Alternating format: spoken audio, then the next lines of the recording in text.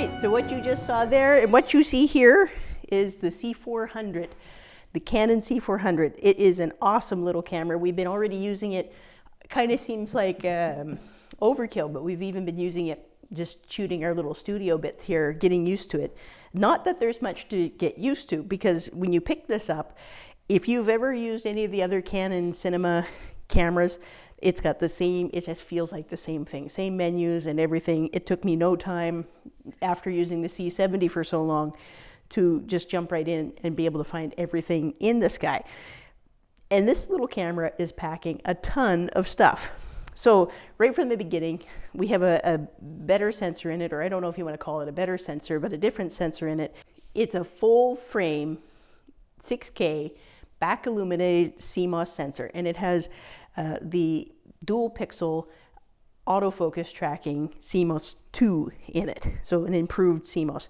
But this again, like where the C70, as you guys have probably seen already, had a you know, not a full-size sensor. This one has the full frame sensor, and we've taken it out. We've compared it a little bit to the R5C, because that also has a full frame sensor in it and has the Canon cinema DNA in it. We'll say it's not a true full cinema camera, but it kind of also is a true full cinema camera. So we did a little bit of testing with that. So let's just get right into it. Let's test the dynamic range on this thing. We did a test with the 8K sensor in its RAW and the 6K sensor, which is what this is, in RAW. Now, the C70, I believe, and the R5C had RAW LT and ST. This has RAW LT, ST, and HQ or HT. Check it out. All right, right from the get-go, we got 8K from the R5C and 6K from the C400 in LT. What a beautiful dynamic range we got. Same thing. I don't see a big difference between the ST and the LT with these two cameras. But when you bring out the RAW HQ, just look at the highlights and the difference in back in the leaves. They pretty much take out all of the blown out spots. Especially look here where we have Jake's face. Look at these leaves up in behind here. The hot spot completely gone up above his head. Looks great. And just for continuity, here's Jake's face, so you have something to compare to. But what an excellent tool you have with RAW 6K in this camera. And I have to say, again, the 8K RAW on the R5C still looks excellent. So right out of the get-go, I've always been a massive fan of Canon. I just find the color science in Canon is so great. We've tested a lot of Sonys in the last year, a couple Lumexes, a couple of Nikons, and we've always used Sony broadcast cameras with either Fuji or Canon lenses on them. We have had JVC cameras. We've had some of the Canon back in the day E and G style cameras, but again, this blows it all away, and it really has this feeling like somebody coming from a broadcast camera or an E and G camera kind of thing. Like, I feel like I can go and do a documentary with this guy with no problem. It has everything that you're looking for on the body. It has XLR in, it has SDI out, it has time code in, it has a dual slot here. Now, this is one thing that I love and hate about this camera. So you have a dual recording slot. One of them is a CFast Express, and the other one is an SD. So CF Express Type B and an SD slot. And I don't know why they wouldn't put two CF Expresses in there, but I guess if you're going to shoot proxy to the SD, that's a great way to go. You can do that in the C70 with the two SD cards in that. But again, a big improvement over the C70 because you have the CF Express Type B rather than the SD cards. That being said, now, when this came out, when I bought this, the C80 wasn't announced yet. But the funny thing was, we had already talked to our main fun buddy camera supplier. Shout out to Eric at Cyberphoto. We talked to him, if a C70 Mark II came out, put us on the list right away. So the C80 came out instead. But I guess the C70 is really being replaced by the C80, and in Canon's lineup, this guy is coming in between sort of like the C200 and the C300, or maybe the C300 and C500. That being said, it is fully loaded, 6K full frame sensor, like you saw there, amazing dynamic range, and it handled the RAW no problem. You get a brand new battery on this guy, so you get a nice beastie battery. So your same standard old cinema batteries, like the BP series, fits on this, it works on it, but they have a beefier battery with the N on the end of the name. You see, BPA60N. So it's supposed to give you a little bit more juice, a lot like the C70. Or not like the C70, a lot like the R5 Mark II and the R5 when they came out. They just keep on changing the battery output. Now, some other things that you have on this, you have your built-in NDs that you can up and down. You have all your audio controls right here, and you get like a nice little compartment to hide them so you don't accidentally grab them while you're maybe handling the camera manually. You get other mic inputs, so you get mini XLRs. Let me see here if I can just open this up. So you got a place for your regular, 3.5 millimeter jack microphone there. And then you have not the full size XLRs, but the mini XLRs. There they are right there. They're so small, I almost couldn't see them. You see? And then, like I said, you got your SDs up top, which is great, so that you can use an exterior field monitor with this, or have any other kind of attachments that you want there. Another great improvement to the body is anything that has a connection to it, like for example the viewfinder here, and the handle has little, actually no, the handle doesn't have it. The handle has a nice little tucked in spot, but they've added to the viewfinder a little locking mechanism. So here's your USB-C, and you can actually see it's got two grooves at the top of it, or out jets, and that allows you to stick that in there, and you put the lock on, and nobody's going to be able to yank out your USB-C or ruin that port on you. You have, built into the camera, there's so much to talk about with this camera. Like, this is not just, it's not just a features, it's everything physical on the camera too that's just awesome. So they started coming out just the last couple of Canon models. Let me get that out all the way. Bear with me here. I told Jacob this would be a short episode, but I'm starting to doubt that now. There.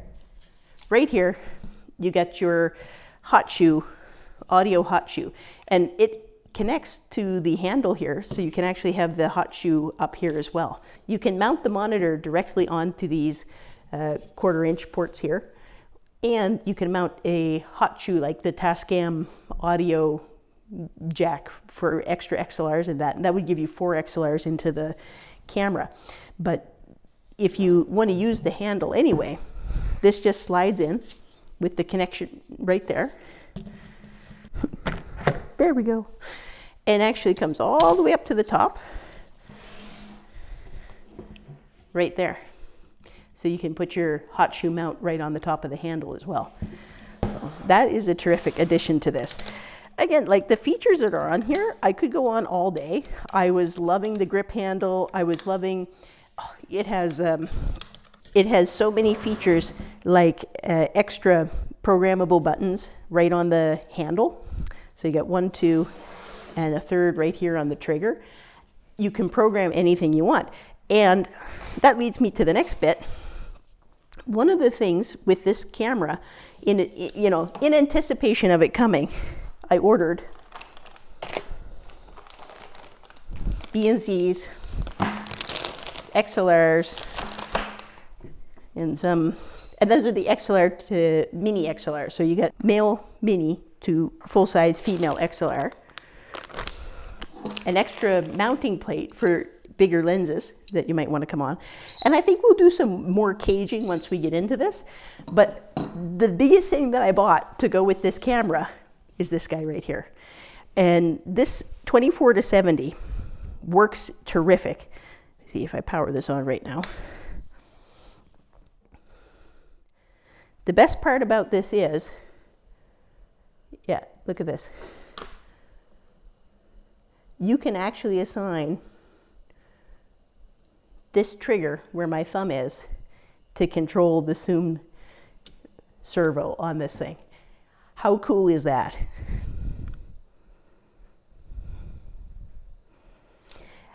I do a lot more documentary stuff or TV stuff than I do cinema generally.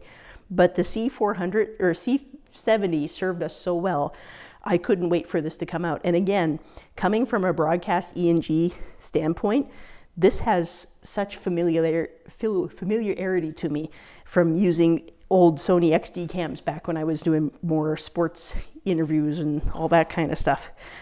So you have a fully articulating screen, or, well, I don't know, it articulates a lot, and it's adjustable because you get the, oh wait, I always grab the wrong one. There it is down there. It has an adjusting rod there for you. So you can put that wherever you want, or like I said, mount it down on here. Overall, the physical features on this camera are just phenomenal. Oh, I mean, like I said, I could spend all day just talking about what features we got on this thing. But here too, you got a network port. So if you want to NDI this guy to some other cameras, go for it. Right then and there, you're good to go. So, and it has also the 12 volt, you know, professional connection that you'd get for broadcast cameras right there. Something else we bought, but we don't have it with us because we left it in Sweden because I wasn't expecting this to arrive until we were back in Sweden, was the, what was it called? The CP100 or the CV100 or the CR100, but the remote, we'll put a picture up for you, that actually can control the colors and the iris control on these cameras. So if you do have multiple cameras, it allows you to do more of a multi-camera shoot with them. I'm so excited. We've already ordered the C80, so it will come as well. And then we'll probably play with them and do some more videos with everything together. It will be great. All right, so enough talking about the body. I could continue on with it for a long time. Again, like this handle's articulating. Anybody who's used to the cinema cameras are used to these guys being adjustable, like most cases. But let's go on from there. Let's talk about rolling shutter. So with the newer sensor, instead of the, I'm lost on it right now, the 4/3 sensor, no, the Super 35 sensor that's on the C70. This one is gonna have a lot less rolling shutter in it. So we'll just put up a little test here of us swinging the camera around.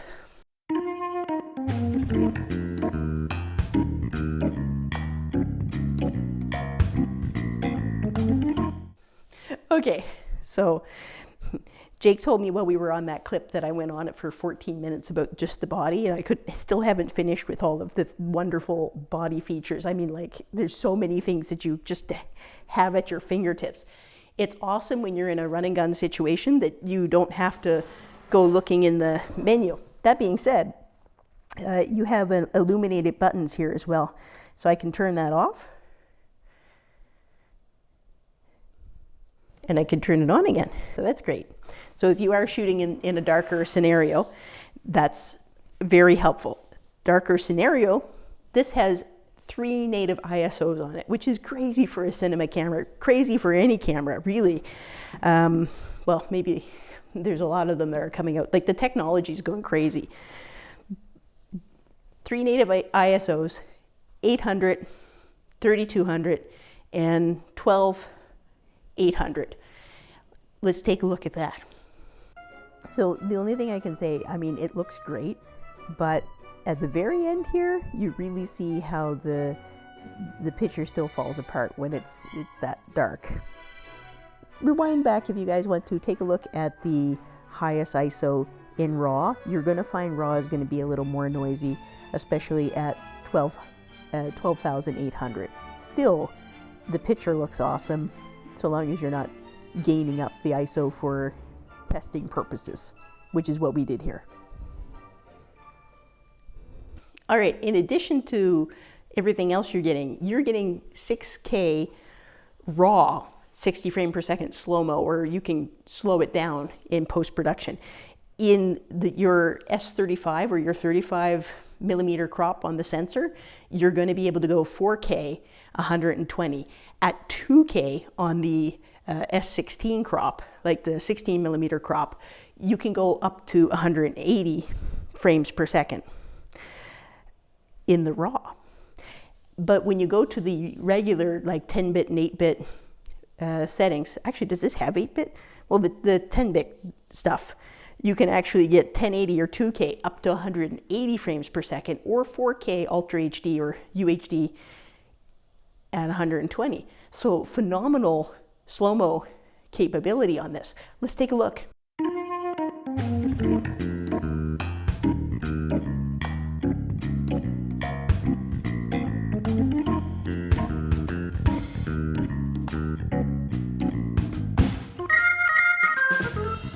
Something else you can get for this is a PL mount adapter, PL RF adapter for this camera. So if you already got your cinema lenses, you got your Cook lenses or whatever, you can put them on here with a nice native or Canon brand adapter for this. All right, so with that, let's go over to specs.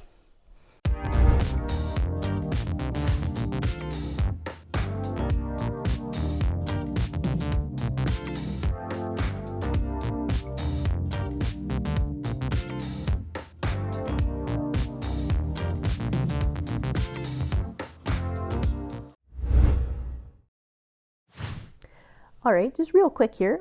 We did all the possible combination settings of vector lens and digital stabilization, image stabilization, just for you to take a look at. Our favorite was definitely high digital stabilization or all lens stabilizations. So something else we need to take a look at before I wrap up here is the autofocus. So why not Muffin Man?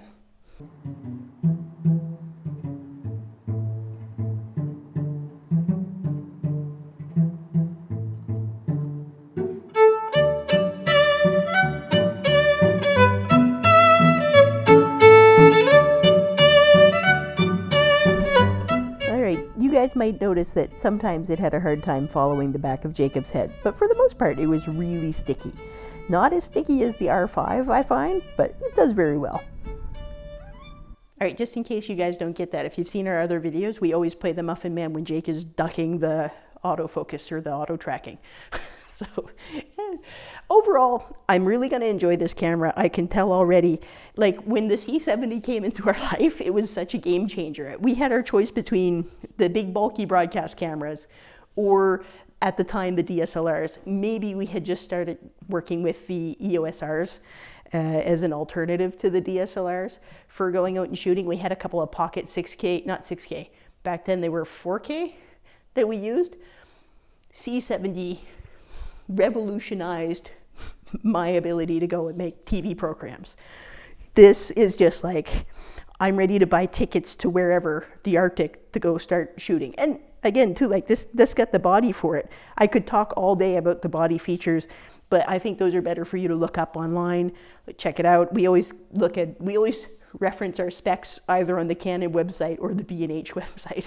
If you can't find specs, go to B&H. They have specs for everything. Like everything. Great tip for wannabe YouTubers.